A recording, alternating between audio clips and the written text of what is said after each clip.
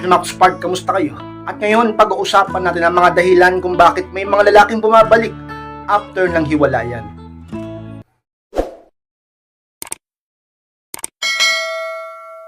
At kung handa na kayong labasan na po tayo, at muli, be inspired!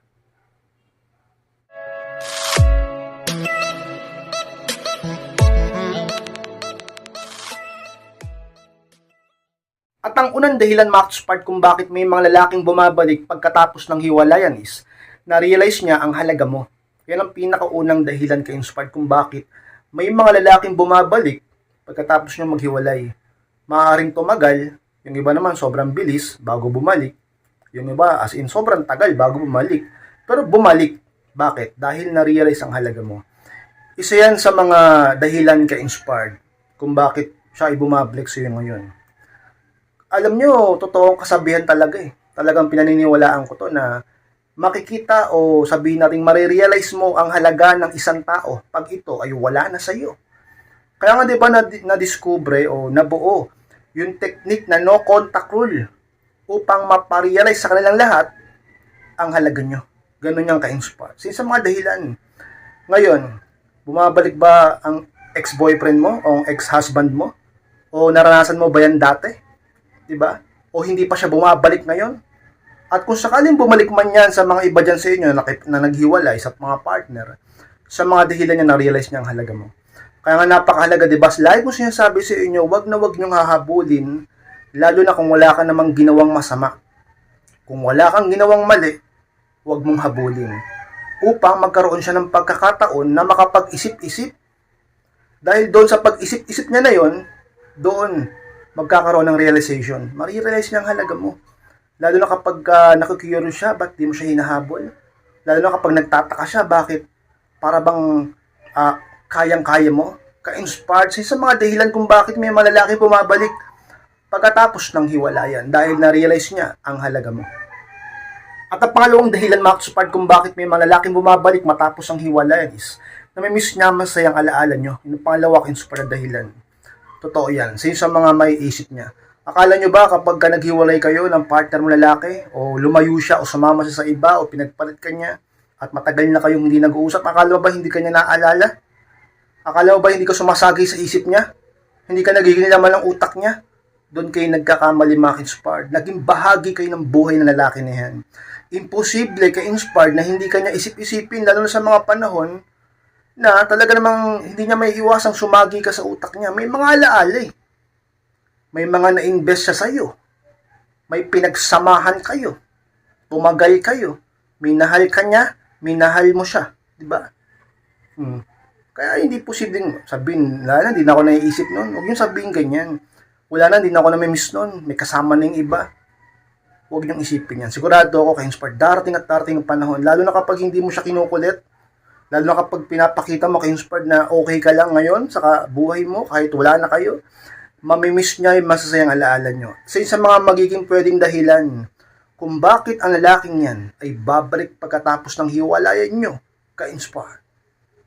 Pangatlong dahilan, Max-Part, kung bakit may mga lalaking bumabalik pagkatapos ng hiwalayan is nakita niya mga pagkakamali niya. Yung pangatlo, inspired. Oo naman, maraming ganyan. Maraming ganyan. Nare-realize nila o naiisip nila yung mga mali nila. Kasi hindi na masyadong emosyonal eh. Kasi wala ka na eh. Kasi tapos na kayo eh. Kaya makakapag-isip-isip talaga yan. Sa una, maaaring napaka-selfish niya. Sa una, maaaring napaka-self-centered niya. At para bang ikaw lang lagi ang sinisisi niya. Na para bang ikaw lang lagi ang may pagkukulang at pagkakamali sa inyong relasyon. Pero kapag dumating ang mga araw na hindi na kayo nag-uusap, pag dumating ang panahon na matagal na kayong hindi nagkakakontak, at dumating ang mga panahon na wala siyang masyadong ginagawa, doon maiisip niya mga bagay-bagay, marami siyang maiisip.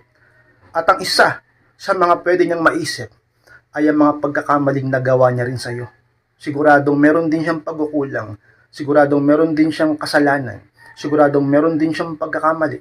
Walang perpektong tao, walang perpektong relasyon. Merong pagkukulang sa isa't isa. Hindi lahat sa iyo at maiisip niya yon. At siya magiging dahilan kung bakit siya babalik sa iyo, ka-inspire. At ang pang-apat na dahilan, Max-Part, kung bakit may mga lalaking bumabalik pagkatapos ng hiwalayan is hindi naging madali sa kanya ang pagkawala mo. Yung pang-apat kay Inspire na dahilan. Kay Inspire, paano hindi naging madali sa kanya? Siya pa nga ang mayabang eh. Kay Inspire, paano hindi naging madali sa kanya? Siya pa nga yung nakipaghiwalay. Siya pa nga yung talaga nung pinaglalaban yung kabit niya. At kung ano pa mang dahilan ng iba sa inyo. Pero, alam nyo, kahit pa sabihin natin ganun ang nakita nyo sa kanya, sigurado ko may mga iilan-ilan dyan. Hindi madali para sa kanila na mawala ka, lalo na kung mabuti kang tao. Kung naging tapat ka, kung nagmahal ka ng totoo, kung marami kayong alaala, kung meron kayong mga anak, kung minahal ka talaga niya noon, o baka hanggang ngayon, kung ano man ang dahilan, may mga lalaki kayong Inspire na hindi madali para sa kanila. Lalo na kapag dumating na mga araw at oras na namimiss ka na niya, naaalala ka na palagi niya, di ba? Naglalaban kasi yan yung utak tsaka puso. Babalikan ko ba siya o wag na? Pagmamahal pa ba to o awa na lang? Naglalaban yan yung isip niya tsaka puso niya pag wala ka. Pag naghiwalay kayo, naglalaban yan. Kaya nga yung iba nang i-stalk eh. Para malaman kung may feelings pa siya sa'yo kapag nakita niya yung picture mo eh. Ganyan yan ka-Inspire, di ba? Hindi madali para sa iba ang pagkawala ng girlfriend o misis nila. Kaya, ang sa mga nagiging resulta, bumabalik. Dahil alam na sa sarili nila na mahirap pag wala ka talaga. Nasubukan nila eh. Pinaranas mo, hindi ka naghapol. Hinayaan mo siyang maranasan ang pagkawala mo talaga. Ang pagkatapos nyo. At doon, ka-Inspire, nagdesisyon ng iba na bumalik sa babae. Sa mga dahilan ka-Inspire. Kung bakit may mga lalaki na bumabalik matapos ang hiwalayan sapagkat ang iba sa kanila ay hindi madali ang pagkawala ng babaeng mahal nila, ka-Inspire. At ang panlimang dahilan, ka-Inspire, kung bakit may mga lalaking bumabalik matapos ang inyong hiwalayan is may natitira pa siyang pagmamahal sa iyo. Yun ang panlimang ka-Inspire na dahilan kung bakit may ibang lalaki na bumabalik pa rin sa dati nilang girlfriend o misis nakikipagbalikan. Dahil sa totoo lang, may natitira pa siyang pagmamahal sa iyo. Alam niyo ang pag-ibig o pagmamahal. Kung minsan akala mo wala na. Kung minsan akala niyo na naglaho na.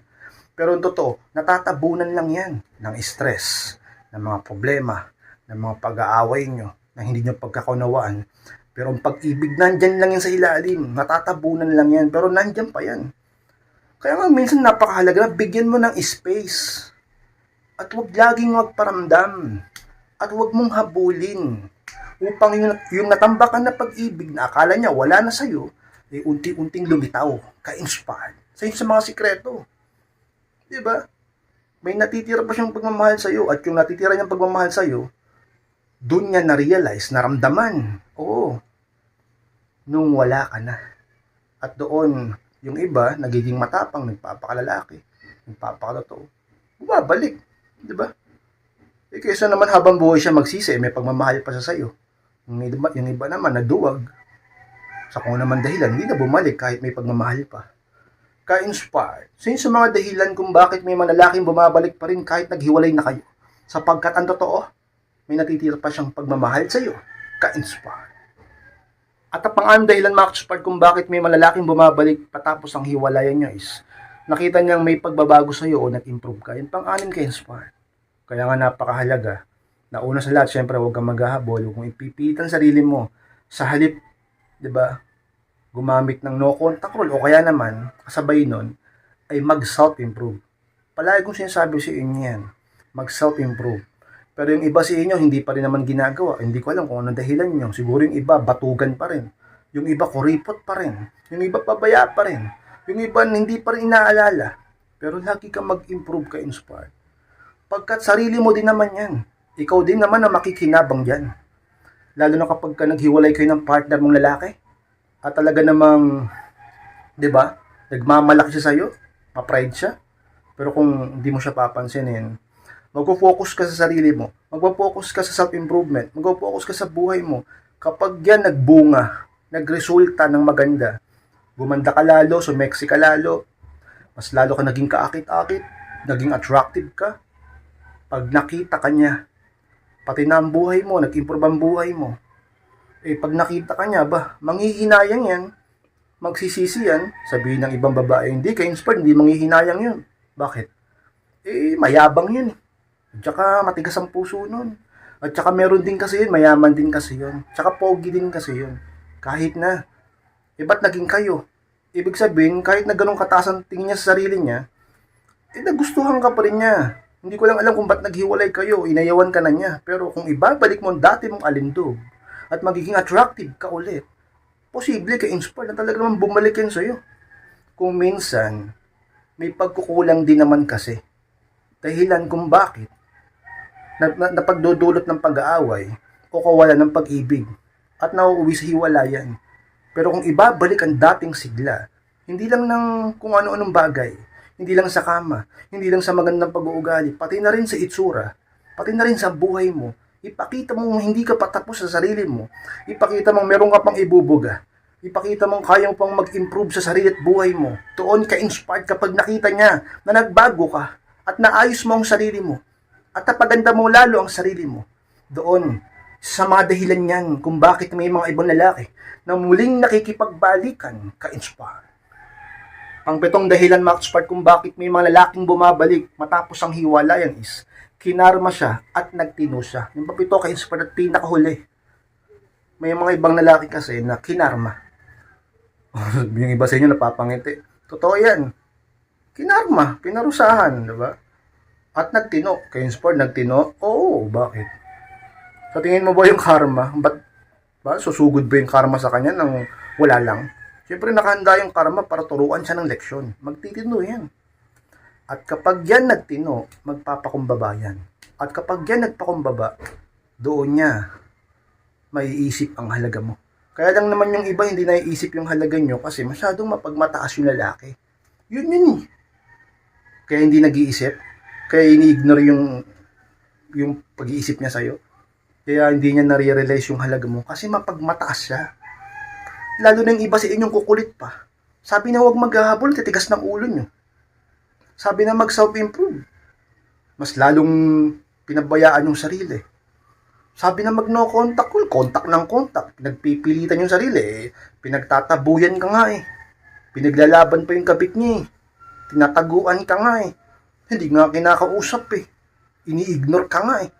Di mas lalong bababa ang value mo. Mas lalo mo lang winawala ang pag-asa na magkaayos kayo. Kaya huwag maghabol. Ka-inspire. Sa isa mga dahilan, kinarma siya. Hayaan mo ang panahon na magturo sa kanya ng leksyon. Tandaan nyo, meron tayong Diyos. Tandaan nyo, ang Diyos, tapat yan. At lalo na kapag mahal ka ng Diyos, tutulungan ka niya, lumapit kayo sa taas. Hindi yung lagi puro sarili. At huwag kayo magpakalugmok dahil lang sa lalaki. Yung iba sa inyo, hindi na lumalabas ng kwarto. Yung iba sa inyo, nangangayayat na, kakaisip sa lalaki. Yung iba sa inyo, pinabayaan ng negosyo. Yung iba sa inyo, nag-awol na sa trabaho. Bakit? Dahil nasaktan ka? Dahil piling mo katapusan na ng mundo? Hindi pa katapusan ng mundo. Maraming lalaki sa mundo. At maraming pwede pa rin magmahal at magkagusto sa'yo. Lumaban ka ka-inspire. Sa yun sa mga sikreto, sa yun sa mga dahilan, kung bakit may mga lalaking bumabalik pa rin kahit naghiwalay na kayo. Sapagkat kinarma siya, tinuruan siya ng panahon at pagkakataon, nagtino siya, nakita niyang halaga mo at muling bumalik ang pagmamahal niya sa iyo at pagtingin niya sa iyo, ka-inspire. Max Pan, maraming salamat po sa pagtapos po ng vlog nito. At huwag pong kalimutan na mag-like, comment, and pakishare na rin ang video nito upang makatulong tayo sa iba. Sa mga hindi pa po nakakalimutan subscribe, click nyo po sa Max Part, click nyo po notification bell upang ma-notify kayo pag may bago akong upload. Sa mga gustong humingi ng payo, gusto nyo magpa-coaching sa akin, message nyo ako sa FB. Ayun yung po yung profile picture ko at kapag nakita nyo yan, o hindi nyo nakita yan sa FB, try nyo sa Messenger. Sa Messenger nyo i-search yung pangalan ko, Alvin Capa, ayun yung profile picture. I-chat nyo lang ako kung mismo may magre-reply o kakausap sa inyo. Maraming salamat, Max Inspired. Mag-ingat kayong lahat. Mahal ko po kayo. At muli, be inspired.